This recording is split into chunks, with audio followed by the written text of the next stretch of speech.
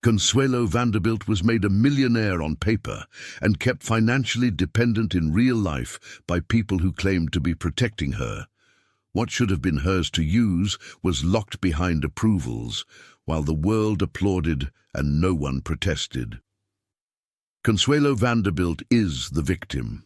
The central injustice is simple. She inherited vast wealth, yet access to that wealth was filtered, delayed, and conditioned by a guardianship circle that treated her fortune as a controlled asset rather than her own resource.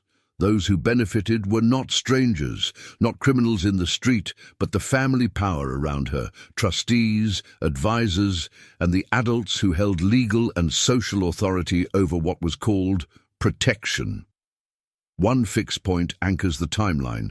November 6, 1895, Manhattan, inside St. Thomas Church, where a public ceremony produced a private consequence, and where money was not merely transferred, but structured into control. This film will show how such a result could exist without a public scandal, how a woman could be displayed as wealthy while being managed as dependent, and how the paperwork made it feel normal. In New York in the 1890s, reputations were treated like property. The newspapers could build a myth in a headline, and a family could preserve it through silence, signatures, and respectable intermediaries. The Gilded Age did not need to hide money. It needed to present it correctly. Great fortunes were already moving through trusts, settlements, and legal instruments designed to outlast individuals, structures that promise stability while also concentrating decision-making in a few hands. This was the period when private capital increasingly behaved like an institution, and when the public learned to confuse visible luxury with personal freedom. Consuelo Vanderbilt entered that world as a symbol long before she was allowed to function as an adult. Publicly, she was framed as the richest bride, an embodiment of American money stepping into European title and old-world legitimacy. Privately, she was handled as something closer to a ward, a young person whose life could be negotiated, whose future could be drafted, and whose wealth could be placed under rules written by others. The contradiction matters because it explains why the injustice did not arrive wearing the costume of theft. It arrived as paperwork. It arrived as guidance. It arrived as a circle of adults insisting that control and care were the same thing. On November 6, 1895, the city's elite gathered at St. Thomas Church in Manhattan for a ceremony that the public could photograph and admire. A marriage like this was never only a marriage. It was a social transaction that carried reputational stakes for everyone involved. Families, institutions, and the press that amplified the narrative. The language surrounding it was polished: duty, honor, tradition, protection. But beneath the public surface sat a different vocabulary: covenants, trusteeship, conditions, approvals, and access, because a fortune is not only a number, it is a system of permissions. In this era, wealth was often arranged so that ownership could be separated from use and inheritance could be separated from control. Families justified this separation as prudence, especially when the person at the center was young and female and when the surrounding circle insisted that restraint was safety. Yet the practical result could be brutal. A woman whose name sat atop vast sums could still live on allowances, requests, delays, and polite refusals. The more protected the fortune became, the more distant it could become from the person it was meant to serve. This is where the story begins. Not with a heist, not with a courtroom spectacle, but with a respected setting and a respectable outcome that should not have been possible.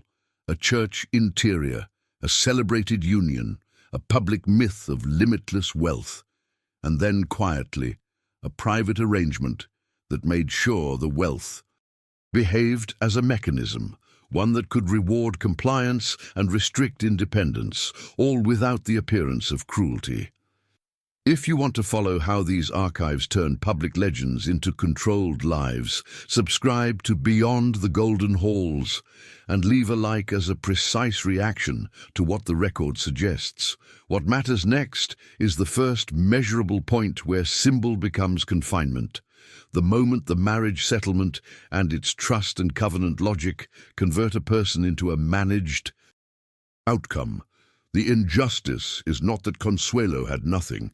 The injustice is that she had everything and still had to ask. We open the file where the ceremony ends and the conditions begin, in a place where the door closes softly and the paper stays. The first trace does not arrive as a scandal. It arrives as a routine instrument, the kind of paper New York's elite generated as easily as invitations. A marriage settlement, drafted in 1895, written in the language of celebration and stability, and filed as though it were merely prudent. On its face, it is order, it is protection, it is a neat conversion of a young woman's fortune into something secure. But when you read what those terms actually do, line by line, the document behaves less like a gift and more like a restraint. This is the moment where the injustice becomes legible, not because money is missing, but because agency is. In that world, the public record did not need to say, "We are taking her control." It only needed to say, "Trust." A trust principle preserved, an income guarantee defined, discretion assigned, conditions stated. The result is a system where ownership can be declared while use is quietly rerouted. The paper doesn't sound violent, it sounds careful, and that is exactly why it works. Consuelo Vanderbilt is the person at the center of this trace, and that matters because she was treated publicly as the richest bride in America while being handled privately as a subject of management, a settlement-like. This is often framed as safeguarding a young heiress from waste, from fortune hunters, from her own inexperience. That is the respectable story. The less respectable story is contained in the structure itself. The wealth is hers, yet the pathways to it are designed so that someone else remains between her and the actual control of the capital. You see it in the way the settlement divides the fortune into parts that behave differently. There is the principle, protected, preserved, placed beyond reach. There is the income, measured, scheduled, and routed through defined channels.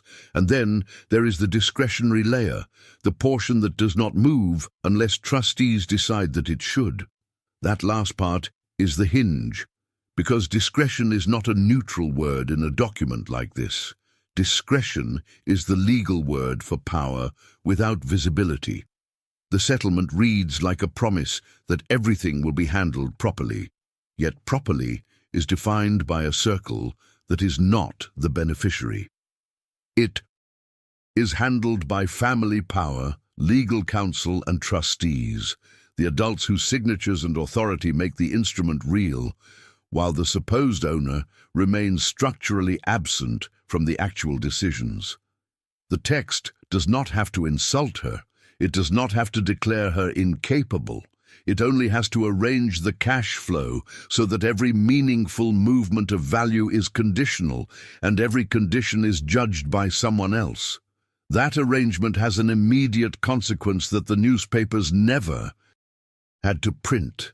The world could call her wealthy, and she could still live as though she were financially dependent, because dependence is not the absence of money, it is the presence of gates. If the money arrives as scheduled income controlled by terms, if larger needs require approvals, if the principle is untouchable and the discretionary portions are mediated, then the person at the center becomes a titled symbol while her real autonomy is filtered through procedures. And procedures in the 1890s were a form of social discipline. The existence of a settlement is not unusual. The way it is used is what matters. The file speaks in calm language, yet the calmness is the method. In an era when reputations were guarded as fiercely as estates, the most effective interventions did not look like conflict. They looked like administration. The settlement terms sit close to the surface of the public story: marriage, family honor, protection, while doing something that the public story never admits. They convert a living woman into a managed outcome. This is why the first trace should not feel routine. The text implies the heiress's wealth is already spoken for. It implies roots, priorities, and boundaries that are designed around interests other than her independent use. Not because someone must openly confess to controlling her, but because the architecture of the settlement makes control the default position. The money becomes less a resource for a person and more a mechanism that other people can operate without ever appearing to take anything. If you want to understand how that looks in practice, pay attention to what a settlement does when it claims to guarantee.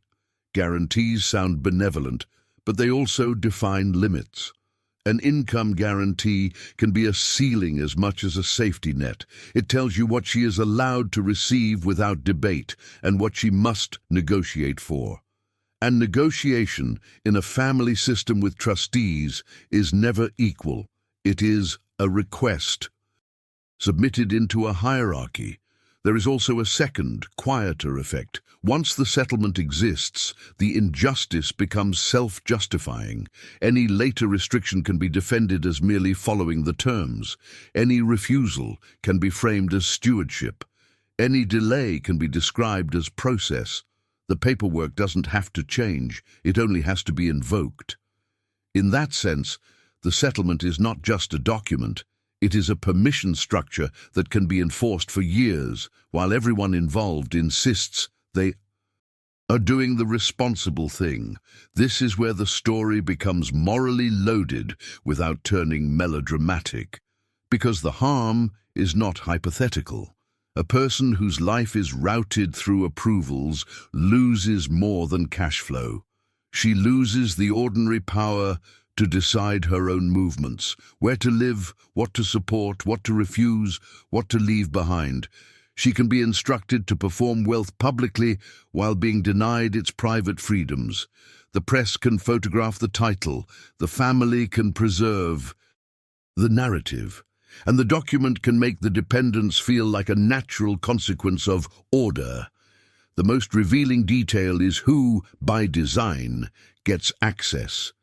The settlement is built to be handled, reviewed, interpreted, executed by lawyers and trustees. That is not an accident of bureaucracy. That is the function. A trust arrangement only becomes a containment device if the controlling parties are positioned to interpret it without challenge. And in a closed circle, interpretation is everything. What counts as necessary, what qualifies as appropriate, what is deemed in her interest. Those phrases can be used to deny as easily as to provide, and the denial does not need to be public. It only needs to be consistent. So when we call this the first trace, we are not searching for a missing sum. We are identifying the first place where the public myth and the private reality diverge in writing. The record does not say she was robbed. It says she was secured. The record does not announce captivity. It describes protection, and yet the structure it outlines can produce the same lived result as theft, ownership without use, wealth without autonomy, and a life conducted under the supervision of people who are never described as villains because they are described as guardians. If a fortune is hers, but every dollar requires permission, is that inheritance or custody? Tell me your take. What follows from this trace is not speculation. It is a chain. Once discretion is assigned to trustees and routed through council, the next question is not whether control existed, but how it was exercised. Who decided what counted as access, and who benefited from the silence those terms created? Because a settlement like this does not simply sit in a drawer. It is applied, it is enforced, it is used to shape the boundary between what the world believes and what the person can actually do. And that brings us back to Manhattan, back to the respectable rooms where no one raises their voice. The document does not need a courtroom to matter. It only needs a file, a clerk's stamp, and a set of hands authorized to interpret it. By the time anyone outside the circle could question the arrangement already looks like tradition. The last image in this trace is not a wedding photograph. It is paper, folded, ribboned, and filed, resting in a labeled folder like something ordinary, while inside it the terms of an extraordinary dependence remain intact, waiting for the next signature that will turn discretion into a decision. To understand why that settlement could function as containment without triggering public revolt, you have to place it inside the actual operating conditions of New York high society in the 1890s. The danger was not abstract, it was structural, and it ran in two directions at once. Toward the heiress whose agency had been routed into trustees' discretion, and toward the family system that could not afford to let anyone call that discretion what it was. In this world, reputation was not merely social, it was a form of capital. It shaped introductions, marriages, boardrooms, invitations, and credit. A name like Vanderbilt did not only sit atop money, it sat atop an entire network of confidence. And confidence was fragile. It could be preserved for decades with disciplined silence, and it could be damaged in a single week of headlines if a private dispute became legible to the public as predatory administration. That is, the operating fact that makes the settlement more than a legal instrument. It makes it a risk management device. The press was not a background detail, it was an active force. In the 1890s, New York papers could transform a family story into a public verdict. And the particular story surrounding Consuelo Vanderbilt had been designed to be consumed. The richest bride, the titled marriage, the visual of grandeur that made American wealth look legitimate in European terms. If that narrative fractured, if the public began to read the marriage not as romance or duty, but as contract enforcement, then the spectacle would reverse. What looked like triumph would begin to look like extraction. That reversal would have been dangerous for the people who controlled the terms, but it also would have been dangerous for Consuelo, because in a society where scandal could be engineered and sustained, an heiress who challenged trusteeship publicly risked being reframed as unstable, ungrateful, or unfit, especially a young woman whose public role was expected to be decorative and compliant. The system offered her a narrow corridor. She could be seen, admired, married, titled, photographed, and paraded. What she could not safely do was force the mechanism into daylight. In practical terms, challenging a trust arrangement in that era was not simply a legal step, it was an accusation. It implied family dysfunction. It implied that the protectors were not protecting. It implied that the grandeur presented to the public had governance behind it, governance that might look cold, calculated, and opportunistic once it was described in plain language. And once that implication entered the public record, it could not be cleaned away with another gala. This is why concealment mattered more than proof. The controlling circle did not need to win a moral argument in public. It only needed to ensure the argument never became public in the first place. Look at what the elite practice actually was. Trusts were routinely used not just to preserve dynasties, but to shape heirs. They could prevent embarrassing autonomy. They could standardize behavior by standardizing access.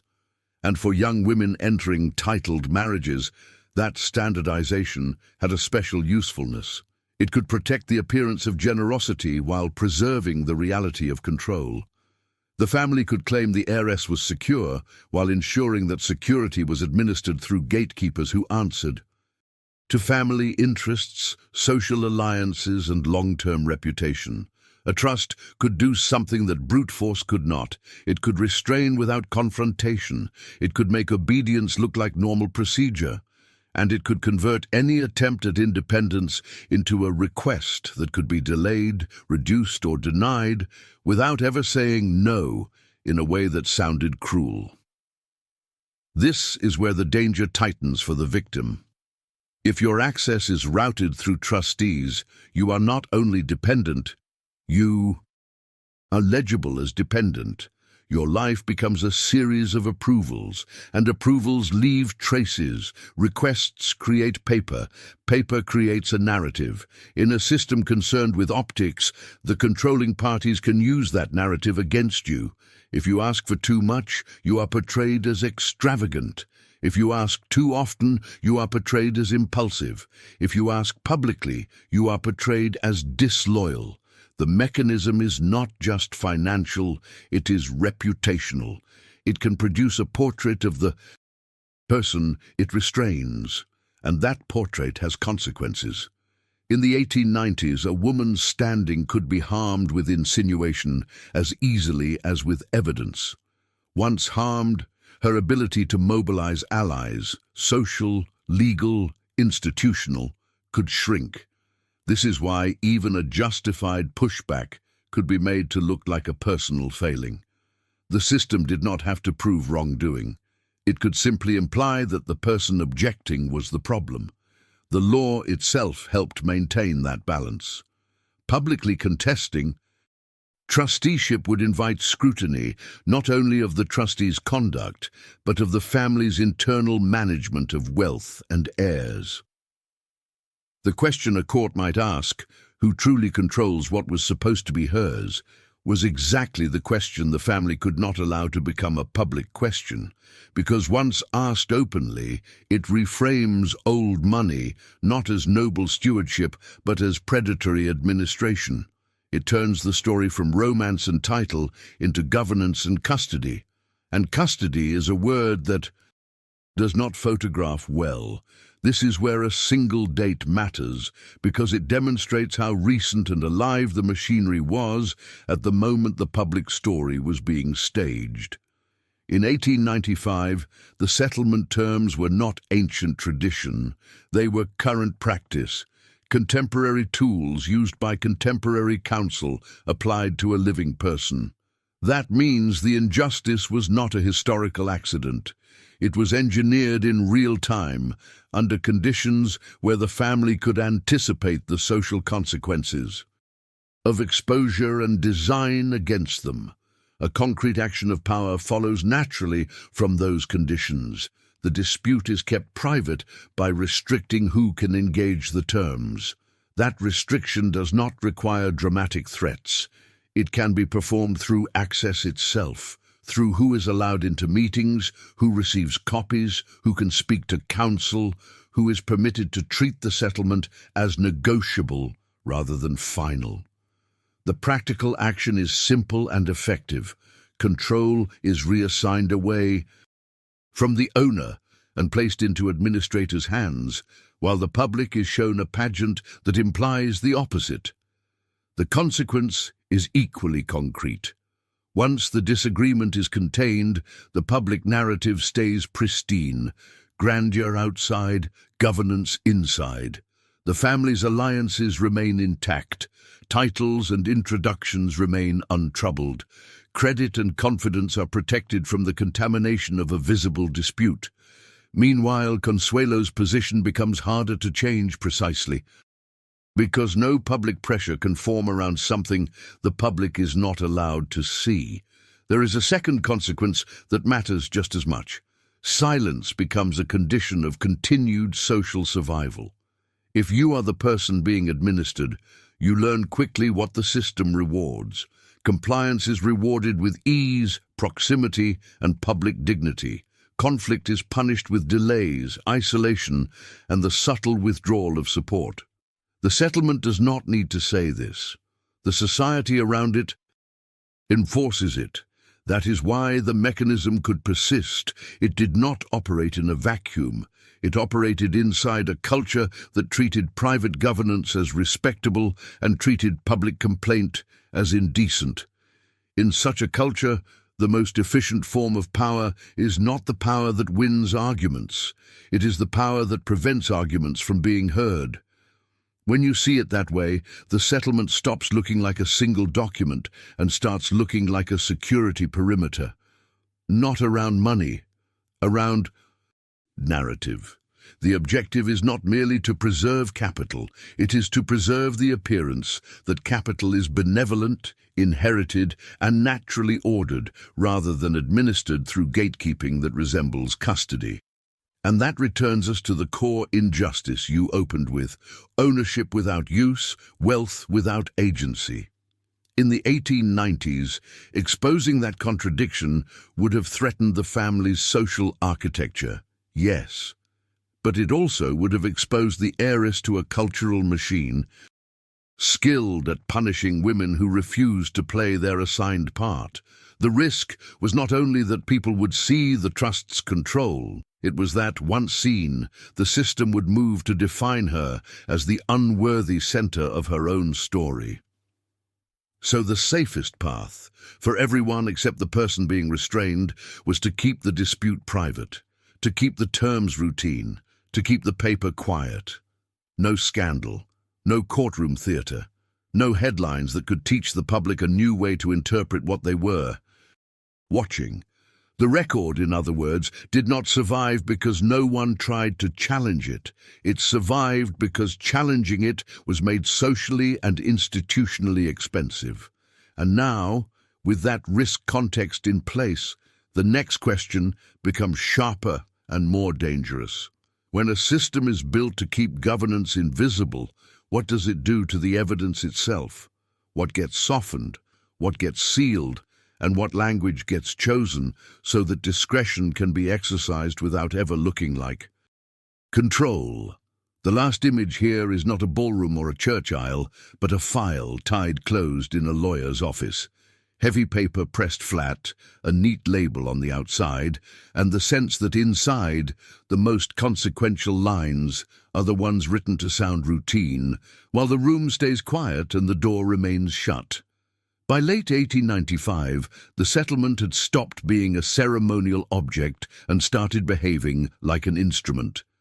That shift is the true turning point, because it marks the moment a private circle decides the marriage is no longer a story to be presented, it is an arrangement to be operated. The public had already applauded. The photographs had already been taken. The titled outcome had already been secured. What remained was the quieter work, converting the language of protection into daily control. One date fixes the transition into place: December 1895. In the weeks after the wedding, when the social event had cooled into routine, the operational questions could finally be asked. Without the distraction of spectacle, not romantic questions, administrative ones. Who approves disbursements? What counts as necessary? What is the household budget allowed to become? How often approvals are required? Which expenses can be paid automatically and which must be requested? And most importantly, who is authorized to interpret her interest when her interest conflicts with the family's preferred outcome? This is where the chain of power becomes visible, because it does not need a courtroom to exert itself. It needs a private counsel room. It needs counsel who can speak in calm terms. It needs trustees who can treat discretion as duty. And it needs a person at the center, Consuelo Vanderbilt, whose wealth is now formally described as secure, while her practical access is treated as a matter of compliance. The named power center in this moment is Alva Vanderbilt Belmont. She does not appear here as a sentimental villain or a theatrical antagonist. She appears as a social engineer who understands that the legal structure must follow the social outcome. The wedding achieved the visible goal, a Vanderbilt fortune translated into a title and absorbed into a respected narrative. After that, the remaining risk was internal. The risk that the person who had been moved might still behave like an owner. That is the risk the operational phase is designed to prevent. The decision to intervene is not framed as an argument. It is framed as stewardship. That is how the language works, and yet the action is intervention all the same. The trusteeship roles and the instructions attached to those roles become explicit in this period. It is not enough that the trust exists. It must be used. That usage requires guidance. Disbursements structured as allowances, allowances structured as conduct incentives, budgets structured as boundaries. The instrument becomes a system. And systems are not neutral when they are designed around discretion. What makes this moment investigative rather than merely contextual is that we can see what operational means in practical terms. The paper begins to generate behavior. The settlement terms are no longer just words. They become a checklist. They become approvals. They become withheld signatures. They become conversations where a request is evaluated not on its merits, but on whether it aligns with what the guardianship circle considers appropriate. A concrete action of power occurs here. Control is reassigned from the person whose name sits atop the fortune to the administrators who are authorized to distribute it. That reassignment can be performed without any dramatic declaration because the trust already provides the justification. Discretion is the legal cover. Reputation is the social cover. Protection is the moral cover. Under those covers, the practical outcome is simple. The heiress cannot act as an autonomous financial agent. From the outside, nothing appears to change. That is the point. The public still sees the title. The public still sees the family name moving confidently through high society. The public still assumes the wealth follows the person. But inside the operational circle, the logic is reversed. The person is moved. The money is parked. The wealth is kept stable under rules that others interpret. The woman at the center is expected to live within an administered perimeter. This is the moment where the injustice becomes a daily experience rather than a theoretical arrangement, because the settlement does not merely limit access, it trains dependence. An allowance is not simply a sum of money, it is a schedule of permission. An approval is not simply a signature, it is a reminder that someone else holds the authority to decide what your life can look like. A household budget is not simply accounting, it is the conversion of autonomy into an expense line that must be justified. The operational phase also introduces a second layer of control that is easy to miss if you only look for missing sums, the control of behavior through financial structure. If disbursements are tied to appropriate conduct, then money becomes a behavioral instrument. It does not need to punish openly. It only needs to slow. It only needs to require justification. It only needs to shift the burden of explanation onto the person requesting access to her own resources. And because the context we established still applies, the 1890s press, the fragility of reputation, the cost of public conflict, those mechanisms do not require threats to be effective. The person being managed already understands what exposure could do. She understands what the newspapers would do with a dispute. She understands how quickly a narrative can be turned. So the system does not have to intimidate her loudly. It only has to make every attempt at independence feel like a risk. This is why Alva Vanderbilt Belmont's role matters in this turning point. The legal structure follows the social outcome because the social outcome is the priority. The marriage had to be presented as a triumph of pedigree and stability. The operational phase ensures that nothing inside the private arrangement will contradict the public image. If the heiress were allowed to behave as a free owner, moving money, supporting causes, resisting expectations, she could create visible contradictions.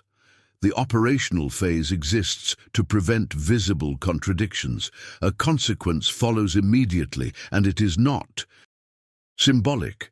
The heiress becomes administratively managed like property, not in the crude sense of ownership of a person, but in the practical sense that her life is treated as a set of managed variables: location, household, spending, public appearances, private requests. She is assigned to a role and supported at a level that preserves the story while limiting the freedom that could disrupt it. Her fortune remains intact, but it remains intact in the way an institution remains intact: governed, buffered, protected from the impulses of the individual it nominally serves. This is also where the language begins to harden. Allowances, approvals, household budgets. Appropriate.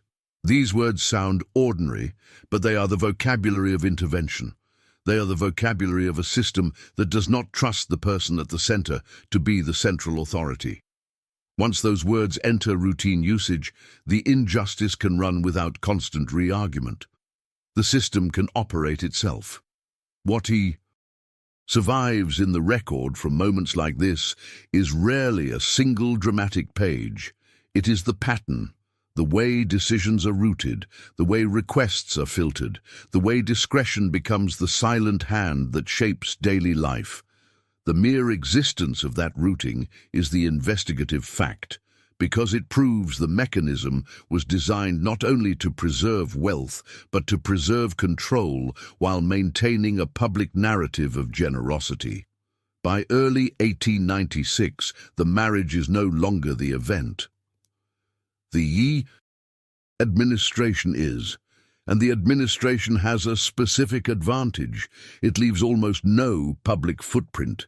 It can be executed in private council meetings, handled through trusted intermediaries, and justified with language that reads like responsibility rather than domination.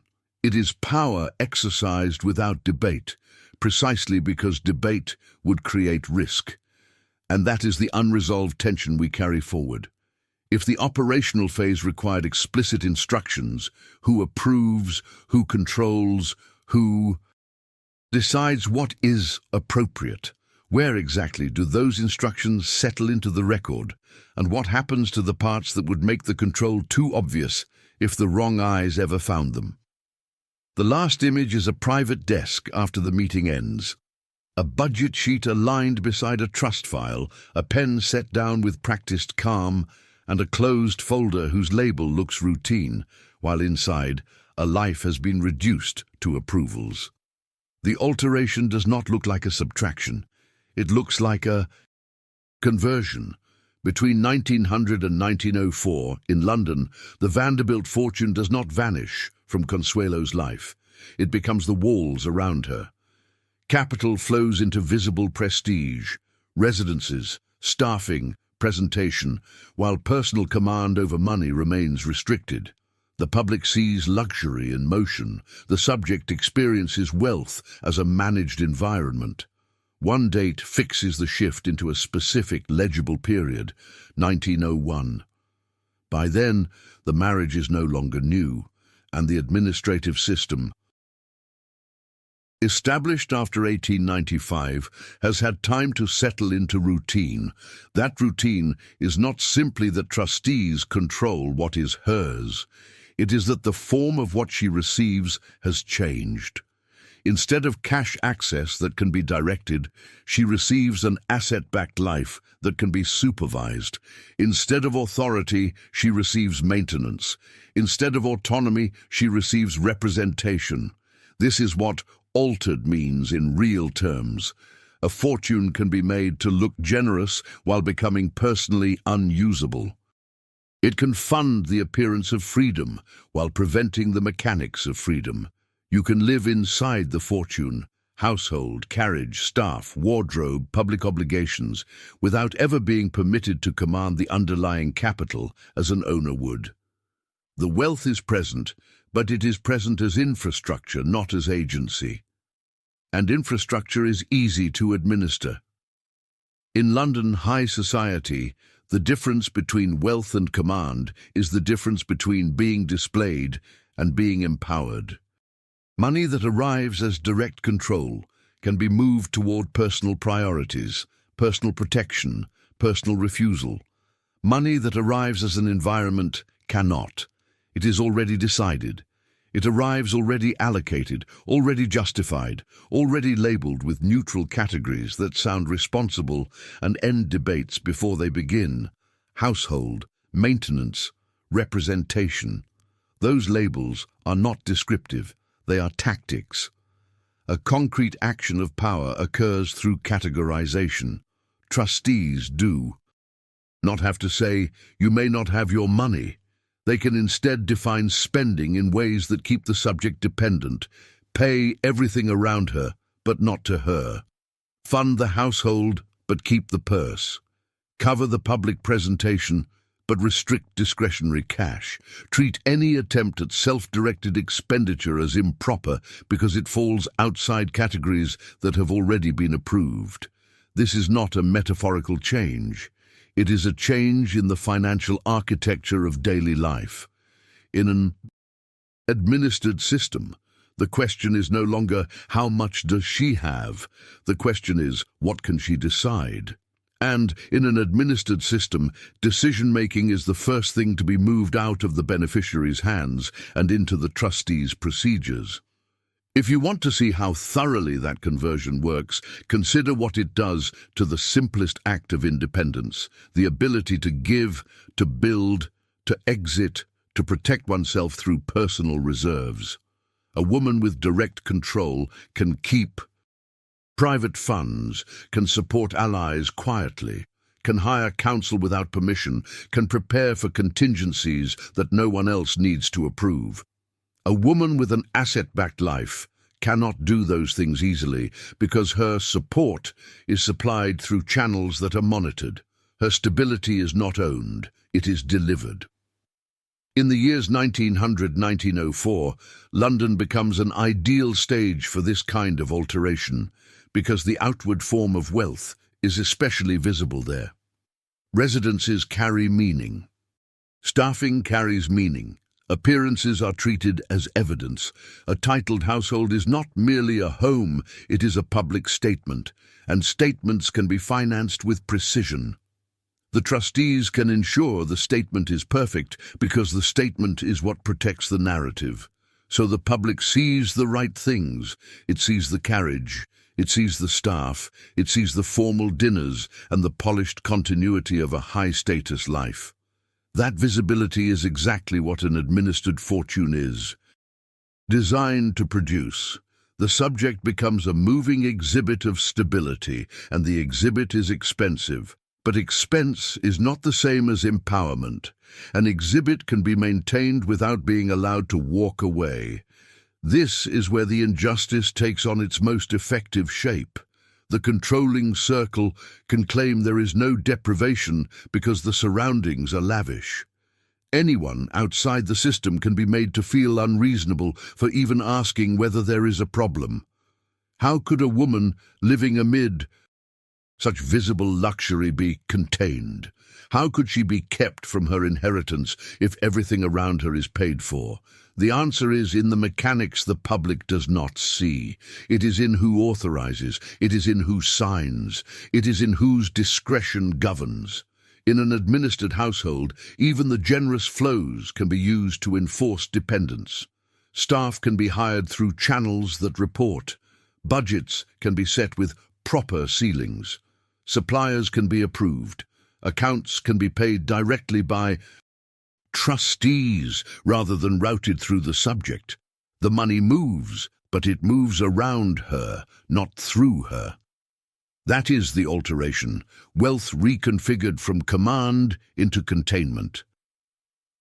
There is also a second, quieter alteration that matters for the investigative chain. The paper trail becomes harder to accuse. When funds are paid as household and representation, the control can be defended as normal governance. The trustees appear as responsible managers, ensuring the estate supports the Untitled household appropriately. Any request for direct cash can be reframed as unnecessary or improper because the environment is already provided. The subject can be made to look unreasonable simply by asking for the one thing the system is designed to deny: unmediated discretion. And because the press and reputation context still holds, that reframing is powerful. A woman demanding money can be depicted as extravagant. A woman requesting autonomy can be depicted as emotional. But a trustee funding maintenance looks prudent. A council restricting inappropriate expenditures looks protective. The language is built to place the moral burden on the person seeking control. The consequence is not only personal, it is institutional. Once wealth is converted into an administered environment, it becomes easier to keep disputes private. The subject has fewer independent means to challenge the structure. She has fewer private resources to build leverage. She becomes socially prominent but procedurally constrained. The world applauds the visible life, while the private system ensures that the visibility cannot be used as leverage against the administrators. That is why the alteration is a form of manipulation rather than a mere financial arrangement.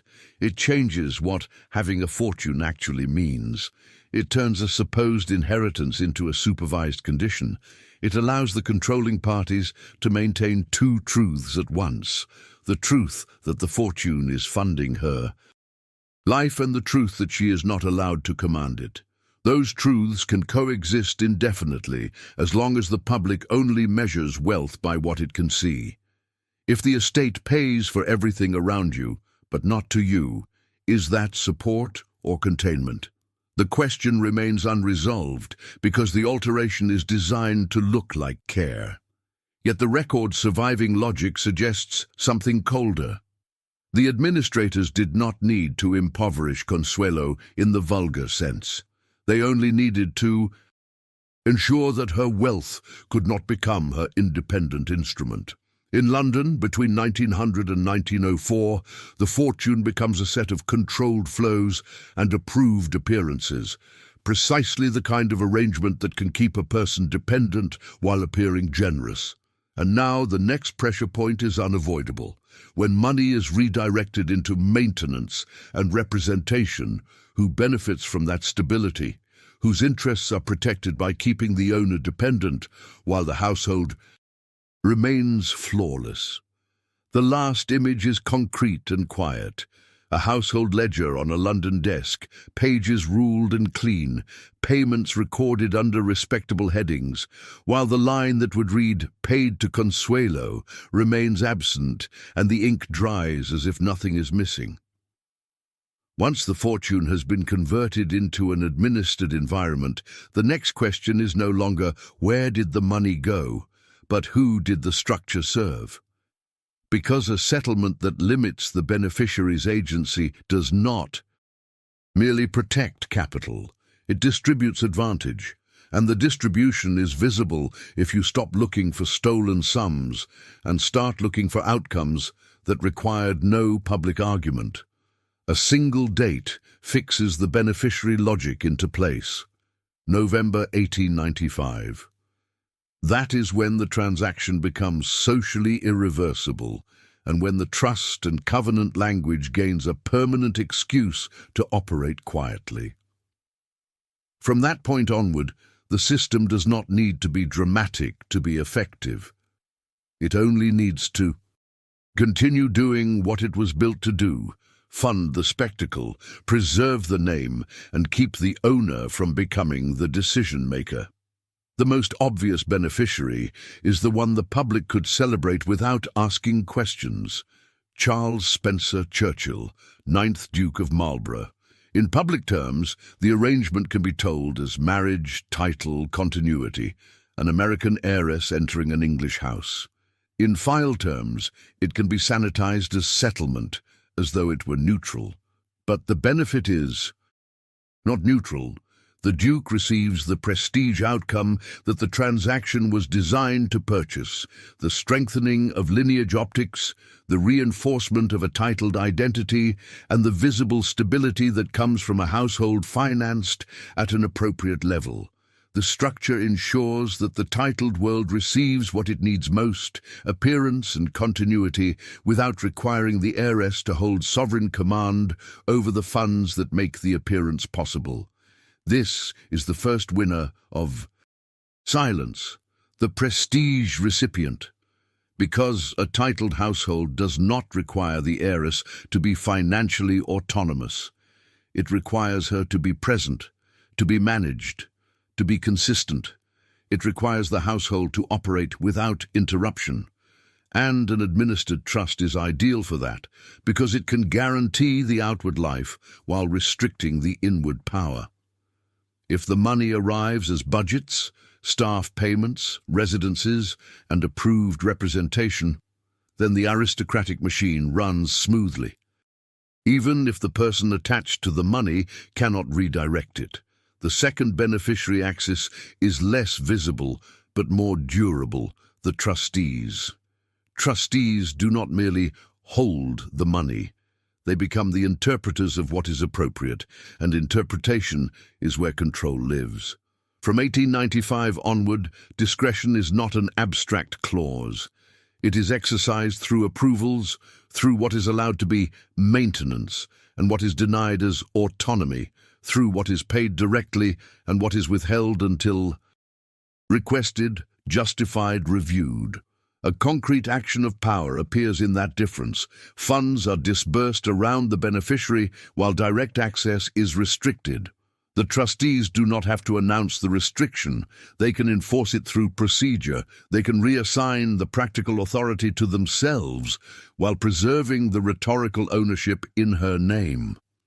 And with that authority comes the kind of benefit that does not appear in society pages, but does appear in institutional reality.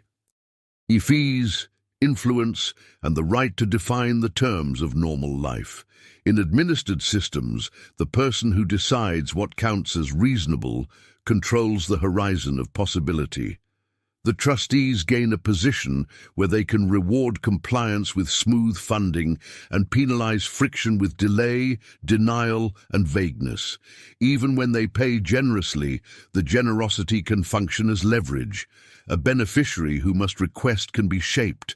A beneficiary who can command cannot. The third beneficiary is the institution that cannot be printed as an individual, but can be felt as a set of preserved outcomes, the Vanderbilt family brand. If this arrangement had erupted into open dispute, the public would have learned a dangerous lesson, that protection could mean custody, and that dynastic money could be administered in ways that looked predatory when described plainly. That lesson would not have harmed only one person.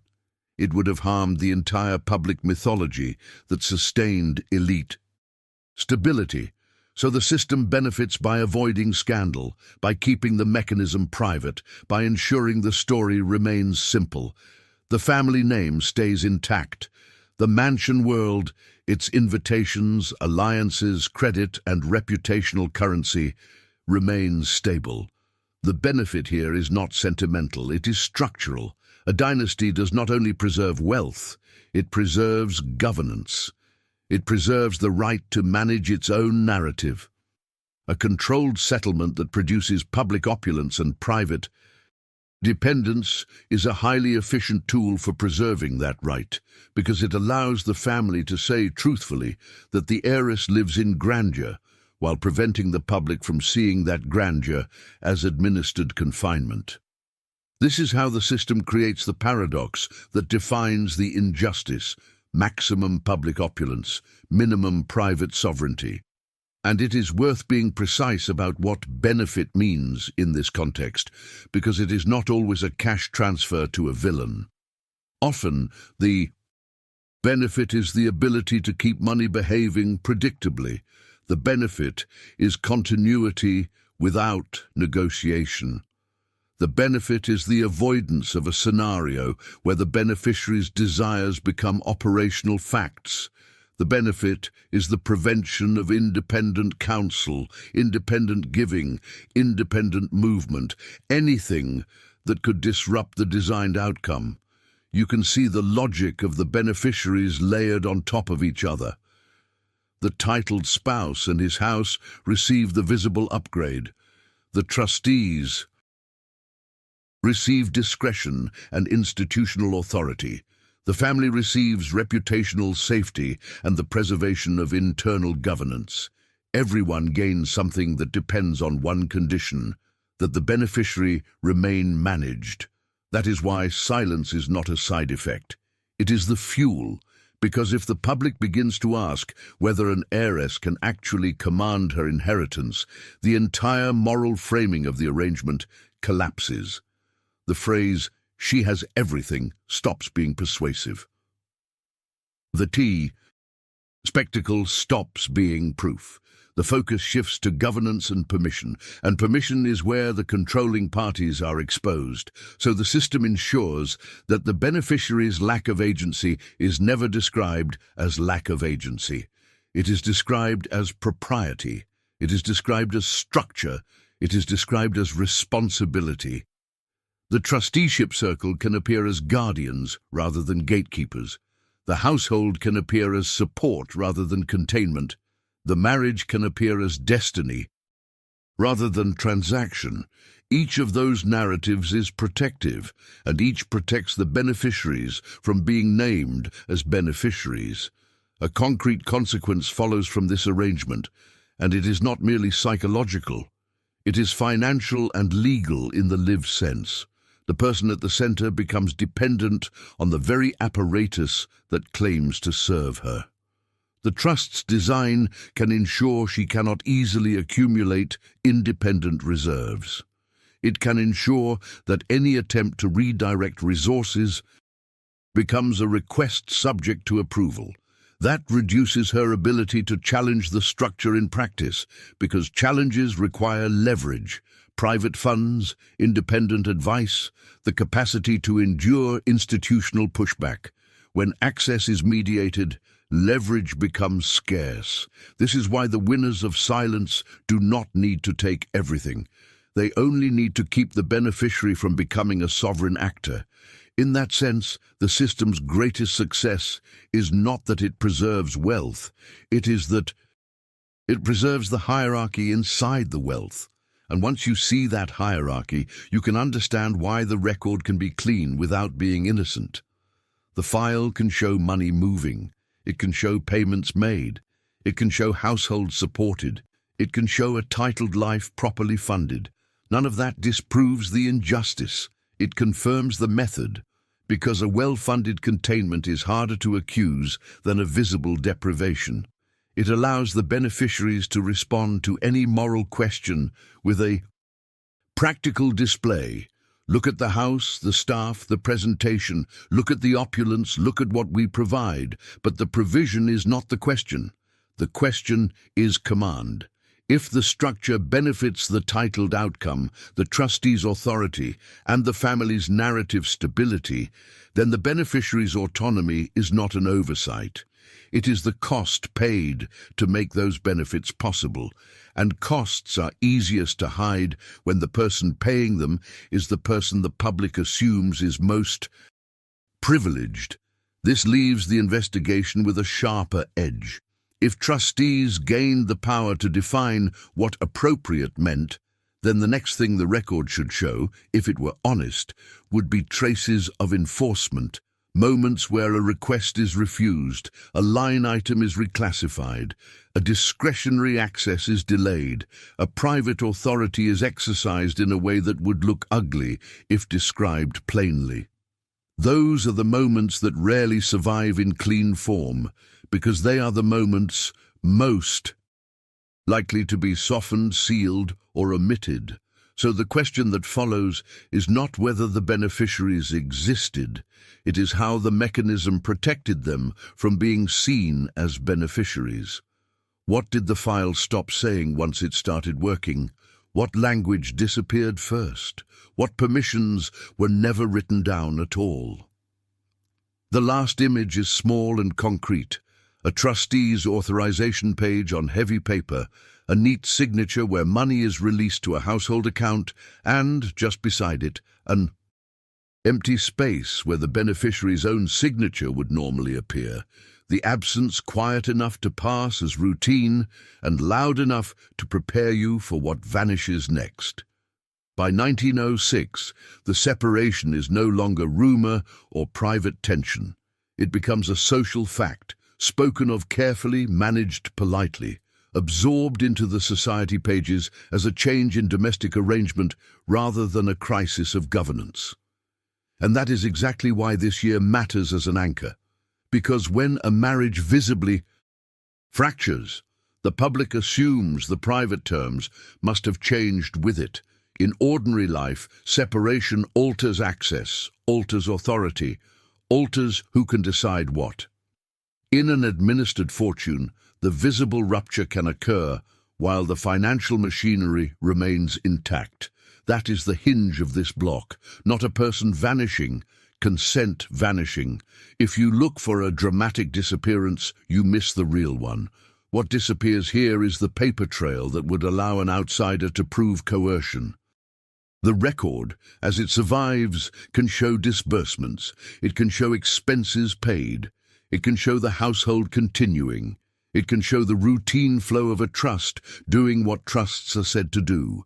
But what it does not show, what is structurally absent, is the beneficiary's financial voice, what she requested, what was denied, what was offered only under conditions, what approvals were withheld, what appropriate was used to restrict, and what terms were invoked to keep her dependent. This is the most efficient form of erasure because it does not require falsifying payments. It requires removing the traces of disagreement. A concrete action of power occurs through omission. In the years leading to and surrounding 1906, the administrative apparatus can be made to look clean by controlling what is preserved and what is treated as disposable. Requests can be handled verbally. Refusals can be delivered without written explanation. Conditions can be communicated as understanding rather than as clauses. And the only thing that remains in the surviving record is what the administrators are comfortable defending: routine administration, prudent management, respectable support. This is how a dispute is made unprovable in public without ever being resolved, because the public cannot argue with what it cannot see. If the surviving file contains only the calm surface, payments, categories, budgets, then any claim of coercion can be dismissed as personal bitterness. The press can frame it as an unhappy marriage, a clash of temperament, a private sorrow. The institution can keep the narrative intact. And the financial machinery, which is the real locus of control, remains insulated from scrutiny precisely because the record does not preserve the language of conflict. This is the symbolic erasure embedded inside the practical one. The heiress role survives, while the individual's financial agency is muted. The world continues to recognize the title. The world continues to assume wealth. Follows the name. The world continues to treat the household as evidence of prosperity. That role is durable because it is public-facing and convenient. It requires no one to ask what the person can actually command. But the individual, Consuelo Vanderbilt, as a decision-maker, becomes harder to locate in the record. Her direct yes and no become less visible. Her preferences become less legible. Her objections become privately absorbed and publicly dissolved. And that is why 1906 matters even if the trust arrangement remains formally unchanged. In an administered system, the breaking of a marriage does not necessarily break the governance of money. Trustees can continue to treat the beneficiary as someone to be supported through channels rather than empowered through ownership. The categories can remain, the discretion can remain, the approvals can remain, the machinery can remain. The only thing that must be managed is the narrative, why the domestic story changed without implying that the financial story was predatory. To do that, the record has to be routine. Routine is protective. Routine makes questions feel inappropriate. Routine makes journalists look like intruders. Routine makes critics sound speculative. Routine allows administrators to speak with moral certainty. The accounts are in order. The expenses are paid. The household is maintained. Everything is normal. What is not normal, what cannot be made normal, is a beneficiary who can prove she was denied agency. So the traces that would prove denial are the ones most likely to disappear. This disappearance is not cinematic. It is procedural. It is the difference between a letter preserved and a conversation left unrecorded. It is the difference between a refusal that is written and a refusal that is implied. It is the difference between a request that enters a file and a request that is redirected into "someone will handle it." It is the difference between a conditional offer that is documented and a conditional offer that is delivered as advice, as concern, as propriety. When power wants to remain respectable, it prefers to act in ways that do not generate accusatory paper. The practical consequence is severe. The dispute becomes a story without proof. If Consuelo's dependence was enforced through approvals and discretion, then the proof of that enforcement would be located in the micro-records of consent. Memos, letters, requests, denials, notations, instructions. If those micro-records are missing, the system can always claim benign intent. It can say the trust functioned as designed. It can say everything was handled appropriately. It can say the beneficiary was supported. And because the public can see the opulence, the public will tend to believe it. This is how the machinery protects itself after the social fact of separation becomes visible. The administrators do not need to change the terms. They need to make sure the surviving record does not invite interpretation. They need to keep it in a register that cannot be moralized. That is what routine does. Routine turns a power question into an accounting question, and accounting questions can be answered with ledgers rather than with truth. A named entity matters here because it illustrates the difference between public form and private voice. The Duke of Marlborough can remain a visible figure in the narrative, prestige, title, household optics, while the beneficiary's direct financial voice becomes invisible. This is not because he must actively destroy papers himself. It is because the system that benefits him is built to preserve the parts that serve the public story and discard the parts that would undermine it. So the disappearance is precise. You do not lose the estate. You lose the evidence of contested control, and once you see that, the injustice presented at the opening takes on its most durable form. A woman can be called wealthy while living under gatekeeping because the gatekeeping leaves few traces that an outsider can interpret as gatekeeping. The money moves, the opulence remains, the institution appears stable. The beneficiary's sovereignty is what vanishes, and sovereignty is hard to quantify in a ledger. The tension that remains unresolved, and that must now drive the investigation forward, is this. If the record was structured to look routine, there should be moments where routine breaks in small ways, where a value looks off, where a date doesn't align, where an authorization appears without a corresponding request, where a discretionary category expands precisely when it should narrow. Those are the kinds of faint signals that survive even when consent is erased, because even a careful system cannot remove every trace. It can remove the words. It cannot always remove the seams. The last image is concrete and cold, a thin folder marked Settlement Administration, the kind of file that looks harmless on a shelf, open to a clean ledger page with paid accounts, and beside it, a blank space where a beneficiary's request should be, the silence filed as routine and the question hanging in the air. What, exactly, was kept out of this folder on purpose? August 1920. Should have been the kind of date that closes a file rather than reopens it. William Kissam Vanderbilt dies, and in any straightforward inheritance story, that is the moment when covenants finish their work, trustees settle accounts, and provisions that have been held in structure are finally allowed to resolve cleanly. Death is the event that forces clarity, it forces enumerations, it forces the language of estates to stop implying and start stating. If there was ever going to be a natural end to the permissioned life, an end to the logic of guarded access, this should have been it. But the detail that does not align appears precisely here when the narrative is supposed to become simple.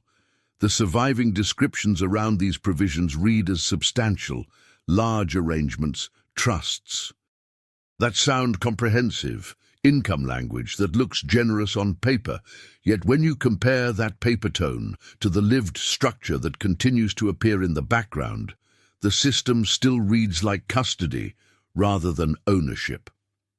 The contradiction is not that Consuelo Vanderbilt had nothing. The contradiction is that the record can describe her as provided for, while the operating logic still treats her as someone whose access requires permission, timing, and approval. That is the discrepancy that matters, because it does not rely on missing money. It relies on mismatched meanings. In estate language, income payable is a phrase that sounds like resolution. It sounds like the account has been made whole.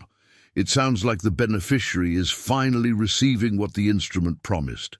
But income payable can also be the cleanest way to keep the principal out of reach indefinitely.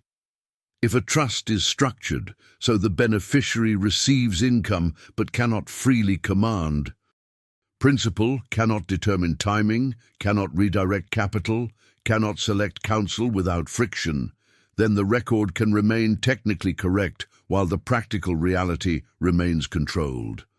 The file can show compliance, the person can still be governed. This is why August 1920 is not merely a biographical marker, it is a test point. If the machinery was truly designed for protection and eventual sovereignty, the death of William Kissam Vanderbilt should have reduced the need for discretion. It should have moved the arrangement toward direct control, toward simplification, toward a form of ownership that behaves like ownership. Instead, the pattern that persists suggests the opposite. The machinery is capable of surviving the death of the man whose estate it was tied to, and it is capable of continuing to treat the beneficiary's wealth as something administered, not possessed. A concrete action of power sits inside that persistence. The principle remains restricted behind. Trusteeship logic, even as the record speaks in terms of provision. The mechanism does not have to announce itself to be real. It manifests in what remains gated, in what remains subject to discretion, in what remains payable without being commandable. And the most telling thing about this kind of action is that it can be executed without confrontation. It can be executed through continuing procedure, principle held, timing controlled, releases conditioned, requests absorbed into appropriate review. It is power expressed as a continuation. The consequence is not theoretical, it is institutional and practical. The case stops being a social story about marriage, romance, or even separation, and becomes a governance question about how wealth can exist legally while remaining unreachable practically. A person can be named as beneficiary and still be treated as if her sovereignty is optional. A trust can satisfy its formal obligations and still function as an apparatus that prevents independent command. That is the inconsistency that reignites doubt because it forces a sharper inquiry. What exactly did the instruments promise, and what exactly did they prevent? If the record describes substantial arrangements, why does the lived structure still read like permission? If the covenants were supposed to settle cleanly, why does the governance still feel like it never had to settle at all? This is where the investigation begins to behave differently, because the contradiction is not emotional, it is mechanical. A generous-sounding provision by itself proves nothing about autonomy. In a controlled system, provision can be the mask. It can be the very tool that neutralizes suspicion. When the public hears trust income payable, they hear security, they hear abundance, they hear closure. But the phrase can also operate as a ceiling. It can mean, you will receive what we schedule, but you will not freely command what you own. And the difference between scheduling and commanding is the difference between being supported and being contained. Notice how clean the administrative posture can remain even when the underlying reality is restrictive. A trustee can say honestly that income is being paid. Counsel can say honestly that the settlement terms are being honored. The family can say honestly that the beneficiary is provided for. Those statements can all be true, while the deeper truth remains intact. Principal control is still not hers in the way ownership implies, because the power to decide timing and access remains elsewhere. If you want to understand why this is not merely an artifact of old legal language, consider what principle means in practical life. Principle is what allows you to exit. It allows you to protect yourself without permission. It allows you to fund counsel independently. It allows you to redirect your life without asking administrators to approve the direction. Income without principle can keep you comfortable. It can keep you visible. It can keep you maintained. But it cannot necessarily make you sovereign.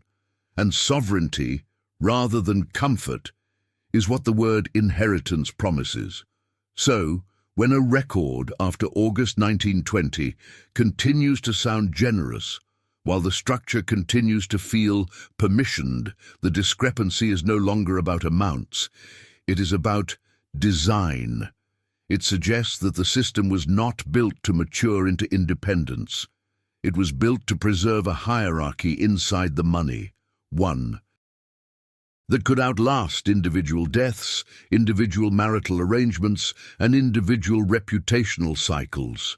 This is where the moral weight returns without melodrama.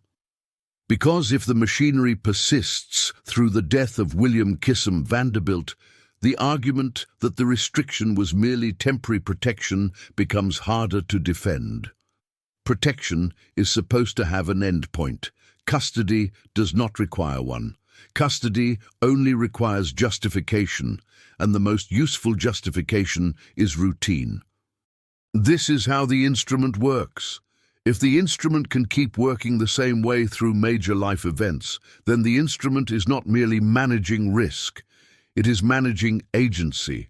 Would you call that fortune hers, if she can't freely command principle, counsel, or timing? That question matters because it locates the contradiction in a place that cannot be solved by pointing to opulence. It cannot be solved by pointing to a household or a title or a properly funded life. It can only be solved by answering a governance question: who, after August 1920, still had the power to say yes and no? And here is the detail that refuses to align with the official tone. The language of income payable is the perfect administrative compromise between generosity and control. It allows the file to read as benevolent while keeping the principle behind a locked logic. It allows the estate to appear settled while preserving the trustees' leverage. It allows the record to survive scrutiny, because scrutiny tends to look for theft, not for enforced dependency. This is why the case becomes colder and more precise at this point. If a large provision exists and still produces a permissioned life, then the mechanism is not accidental. It is effective. It is calibrated. It is designed to pass as routine administration even when it functions as containment. And once you accept that, you have to start looking for the seams, the small places where routine produces contradictions, because routine systems always leave faint traces when you stress them with a major event like a death.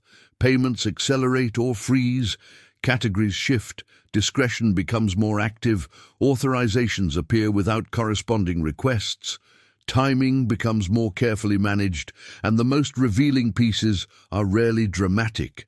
They are the little mismatches that the file assumes no one will read as evidence. So August 1920 does not close the inquiry, it sharpens it. It turns the investigation away from social narrative and toward administrative pattern. It forces a question that cannot be answered by sentiment. How can wealth be formally present and still be operationally unreachable? The last image is simple, physical, and unresolved. A probate notice folded beside a trust ledger, the ink stating income payable in calm legal phrasing, while the principal line remains untouched, held back behind trustee discretion, like a door that stays locked even after the man who built the house is gone. In 1921, the divorce turns private history into public material. The separation that had been managed as a social fact becomes a legal event that attracts attention, and attention is the one thing an administered system cannot fully control. That is why this year matters as a risk anchor. The public is already watching the Dollar Princess story closely, and a financial control story, if it had surfaced with credible detail, could have widened the frame from romance to governance. This block is not about proving what was said in court or printed in every column. It is about what the exposure would have done to the architecture we've been tracing, the trust logic, the trustees' discretion, the family's narrative stability, and the larger legitimacy of elite administration. Because in 1921, if the record had made the mechanism legible, if it had shown that Consuelo Vanderbilt's fortune existed legally while remaining practically permissioned, then the scandal would not have been personal. It would have been institutional. A concrete action of power sits at the center of the counterfactual. The story would have required administrators and trustees to defend the restriction publicly, not merely to assert that income was paid, but to explain why principal access remained controlled, why timing could be delayed, why counsel could be filtered, why appropriate conduct could function as a gate. The moment that explanation enters the public sphere, the system loses its most powerful protection, routine opacity, and the consequence would have been immediate in the press. The Dollar Princess narrative is designed to read as fairy tale. American money, English title, gilded continuity. Exposure would have flipped it into something colder, institutional confinement financed by wealth. The public would no longer be asked to admire the opulence. They would be asked to interpret it. They would be asked to see luxury not as freedom, but as evidence of a managed perimeter. And once the public learns that those two can coexist, wealth on display, agency withheld, every similar marriage story becomes suspect.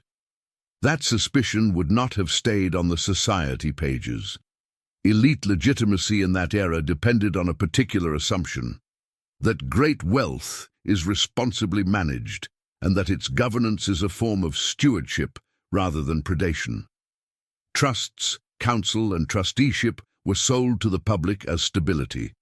They were framed as the rational alternative to chaos, the moral answer to impulsive heirs.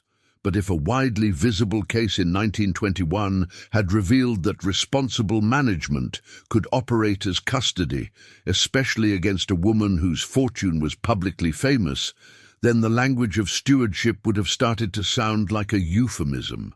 And euphemisms lose power when they are forced into daylight. This is where market and alliance risk enters, not as a dramatic stock collapse, but as reputational credit. Dynasties function on confidence. Their alliances, their philanthropic authority, their social power, even their quiet political influence, all rely on the public believing they are stable and legitimate. A case that suggested predation inside respectability would have threatened that legitimacy.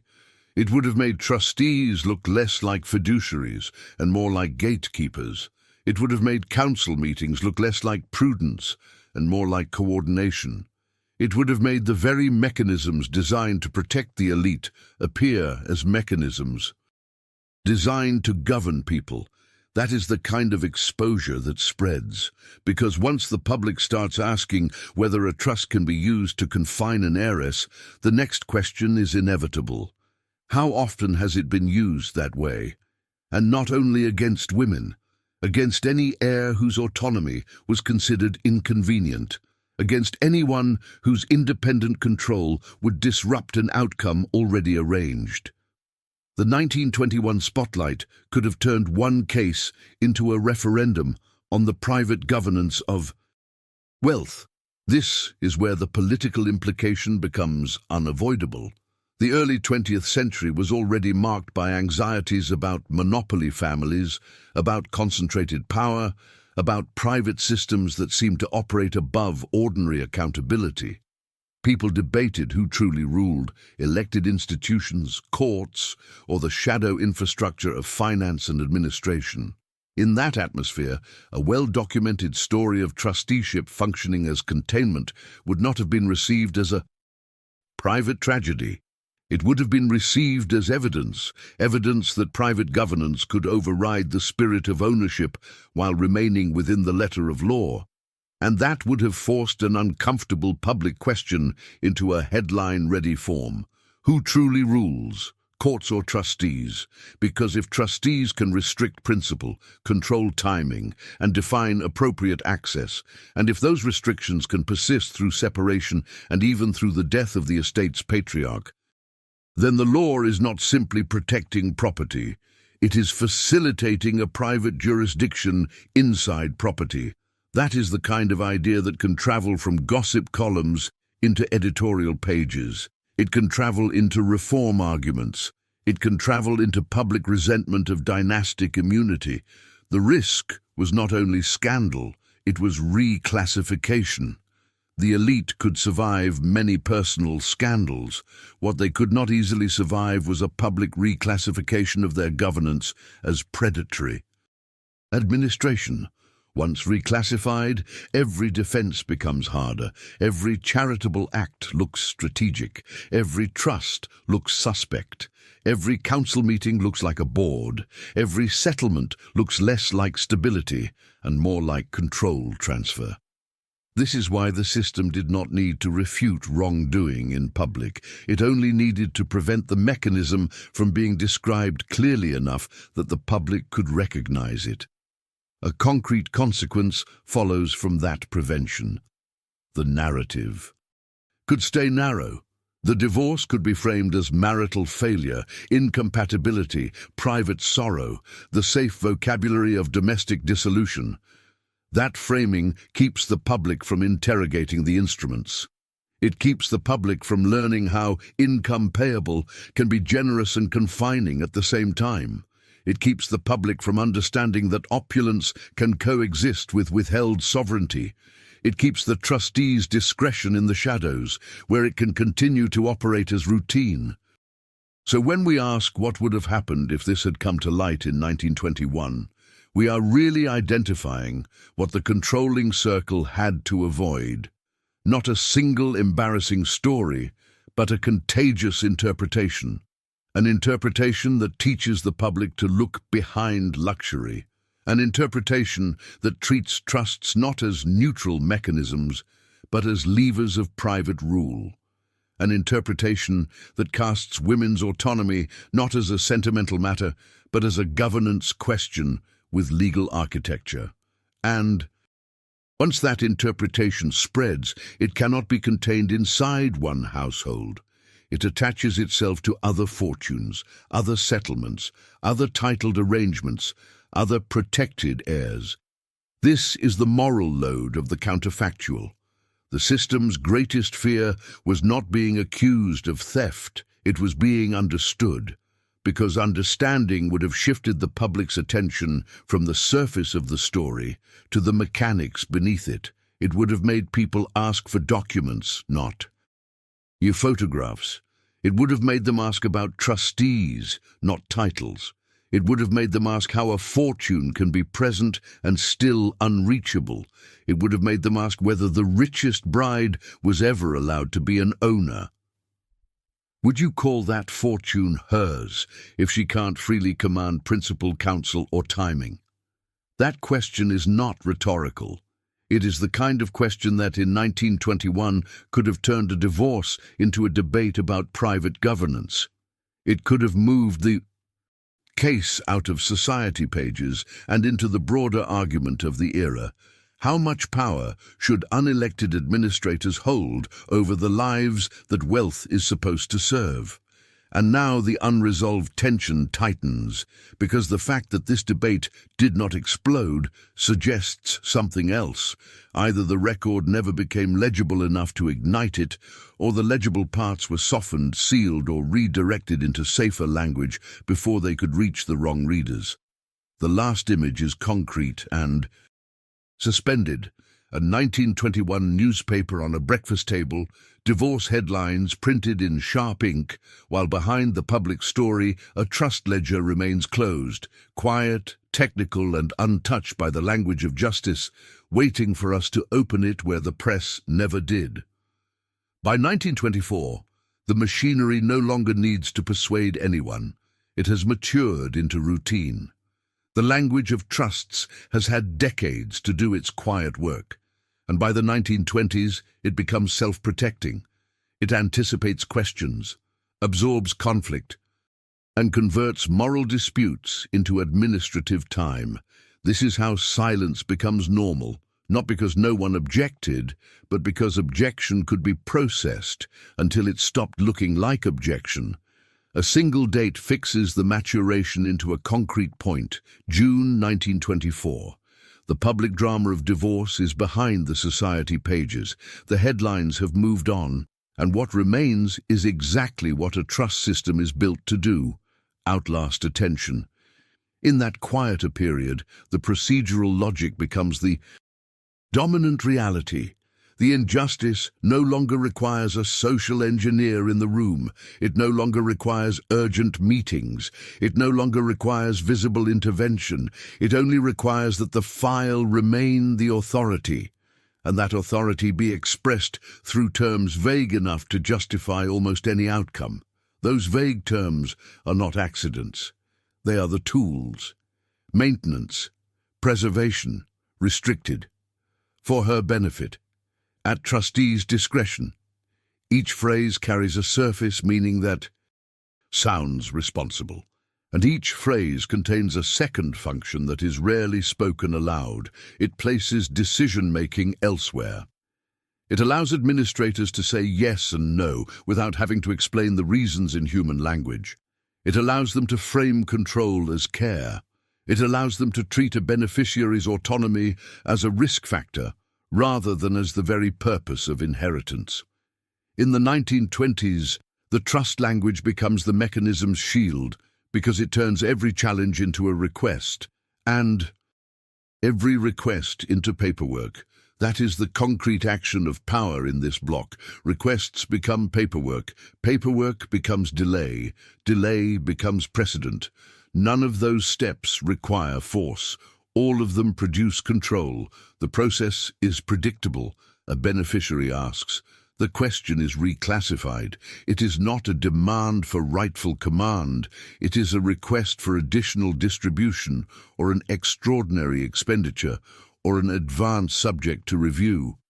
Once reclassified, it becomes something that must be evaluated under standards the trustees control. The trustees can ask for documentation, they can ask for justification, they can ask for counsel review, they can ask for timing, they can say politely that the matter will be considered at the next appropriate meeting. The request becomes a file inside a file. And once it is inside that file, the machinery can do what it does best, slow it down until the slowing itself becomes the answer. This is what normalization looks like when it is executed through procedure rather than spectacle. Delay is not merely inconvenience. Delay is governance. It shapes behavior. It teaches what is possible. If a request takes long enough, people stop making it. If approvals are slow enough, people learn to live within the approved perimeter. If the trustees' discretion is invoked often enough, discretion becomes the weather, something you adapt to, not something you challenge. The system does not need to deny openly. It can deny through time. And time produces a second, more durable effect. It produces precedent. Once a request is delayed and the beneficiary adjusts, that adjustment becomes evidence that the limitation was reasonable. Once a restriction is accepted, it can be cited as customary. Once a customary practice exists, it can be presented as the original intent of the instrument. This is how a trust becomes self-protecting. The instrument does not merely govern money. It governs the story of why governance is necessary. In this period, the injustice becomes harder to name because it looks like responsibility. Trustees can point to preservation and say they are protecting principle. They can point to maintenance and say they are funding a proper life. They can point to restricted and say restrictions are ordinary. They can point to for her benefit and say their decisions are benevolent. Each phrase is designed to end questions rather than answer them. And because the beneficiary is a woman, whose public life has long been treated as representation rather than sovereignty, those phrases land more easily. The culture is already trained to interpret women's autonomy as dangerous, embarrassing, or excessive, especially when large sums are involved. The trust language does not create that bias. It uses it. It lets the administrators speak in the voice of social expectation and call it fiduciary duty.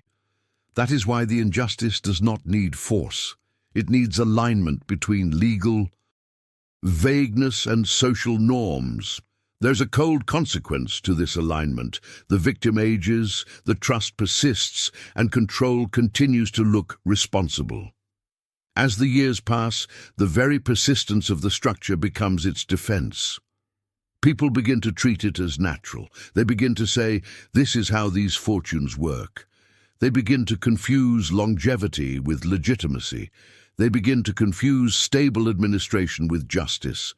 This is where the investigation must stay sharp, because normalization is not proof of fairness. It is proof of repetition. And repetition is the core of institutional power. A trust that can outlast scandal, outlast divorce, outlast the death of the patriarch, and continue to speak in the calm language of care is not merely managing money. It is managing the boundary between ownership and command. It is managing what the beneficiary is allowed to be, symbol, not sovereign. You can see the paradox tighten into a stable shape. Maximum public opulence remains possible because opulence can be funded through maintenance and representation, while private sovereignty remains minimal because sovereignty requires direct control of principle, timing, and counsel. The trust can fund what is visible and restrict what is enabling. It can maintain the exterior while governing the interior. And once that pattern becomes routine, it becomes nearly impossible to challenge without extraordinary proof. Proof that, as we've already seen, tends to disappear because the system prefers not to preserve consent disputes in writing. The more procedural the control becomes, the less it produces dramatic documents. The less dramatic it becomes, the easier it is to describe as ordinary. The easier it is to describe as ordinary, the less likely anyone is to treat it as injustice. That is the self-sealing loop of normalization. The key point for the investigative chain is that by the 1920s, the mechanism no longer needs the original actors to keep working. Even if individuals change, new council, new trustees, new social contexts, the instrument's language carries forward the same power. At trustees' discretion is portable. It can be inherited by administrators the way principle is inherited by estates.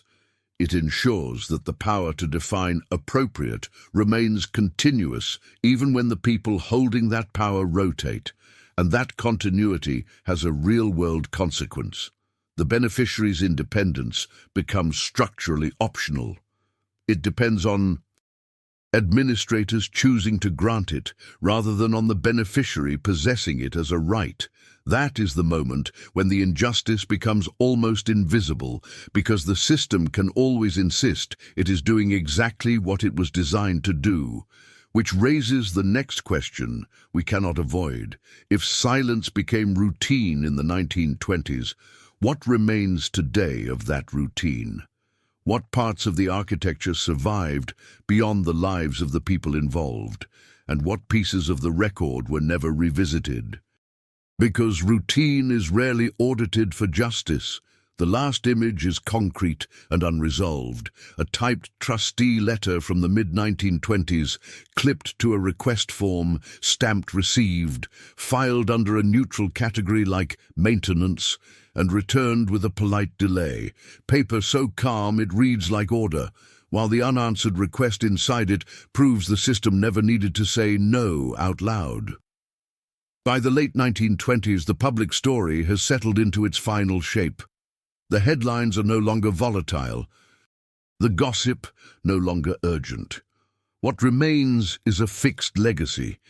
A Vanderbilt duchess, a spectacular marriage that bridged American money and European title, grand settings that still appear in photographs and architectural histories. The narrative is complete enough to be repeated without friction. It no longer invites questions, it invites admiration.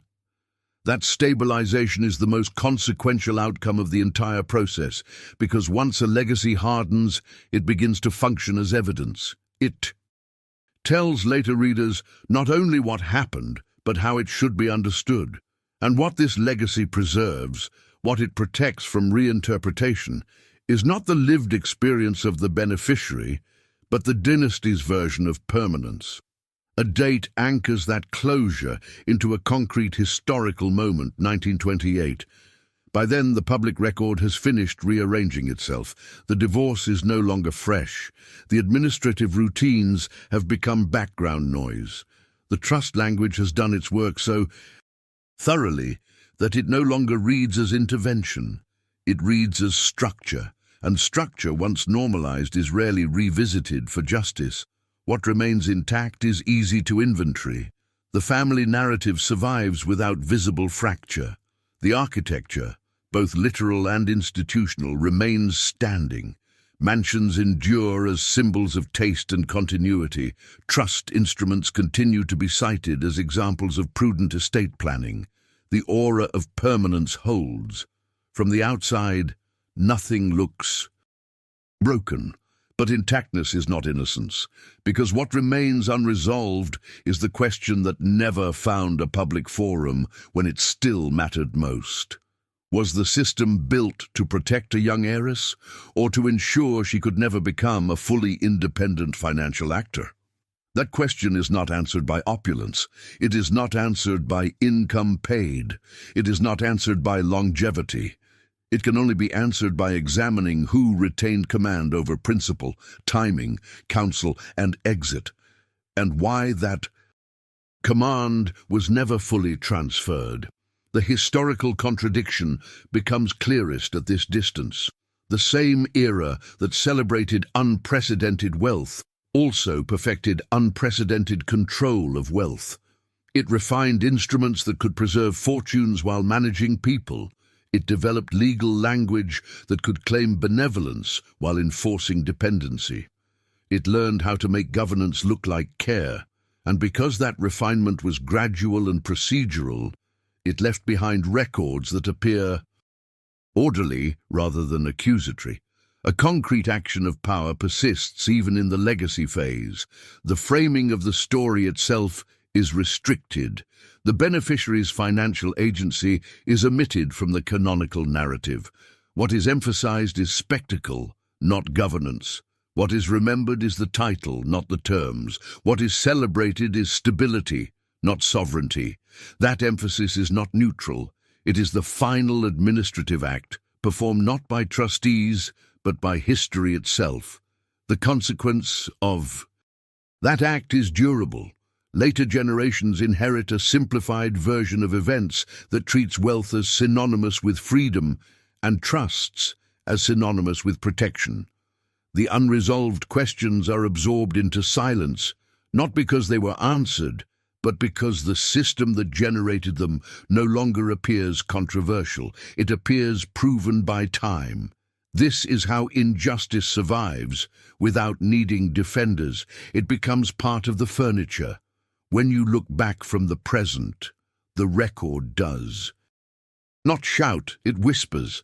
It whispers through routine phrases, through settled narratives, through the absence of disputes that might have forced reinterpretation. It whispers through the fact that the beneficiary's independence is treated as a personality matter rather than a structural one. If she adapted, it is framed as character. If she did not rebel publicly, it is framed as consent. The system is relieved of scrutiny because the person inside it is asked to carry the moral weight of adaptation. But adaptation is not evidence of justice, it is evidence of constraint. The present significance of this case is not that it reveals a uniquely cruel family or a uniquely manipulative trust. Its significance is that it shows how easily a system can convert a human question into an administrative one, and then allow time to sanctify the result.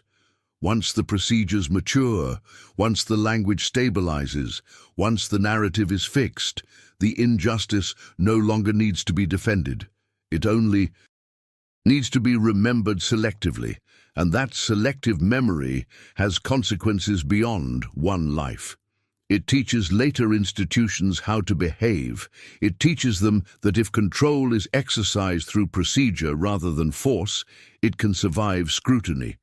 It teaches them that if disputes are absorbed into routine, they will not become scandals. It teaches them that if beneficiaries are supported visibly, their lack of sovereignty will not attract sympathy.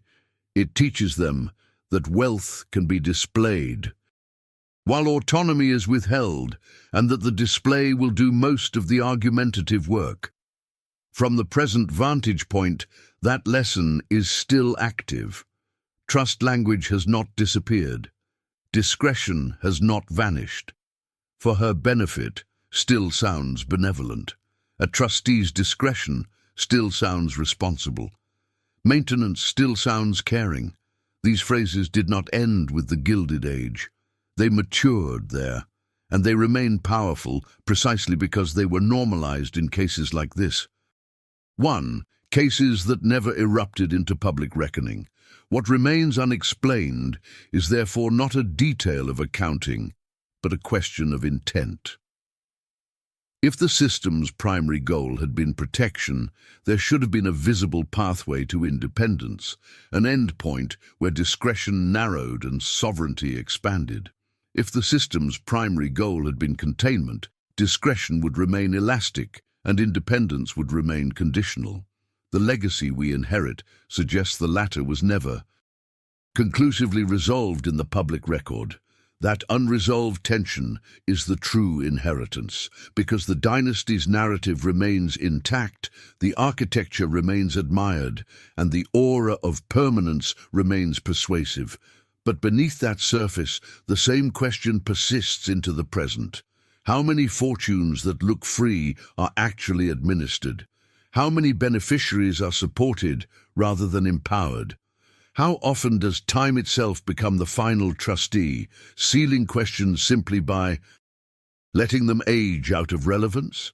The injustice in this story was never revised. It was never formally acknowledged. It was never publicly adjudicated. It was absorbed into legacy, and that absorption is what makes it dangerous to treat history as settled simply because it is old.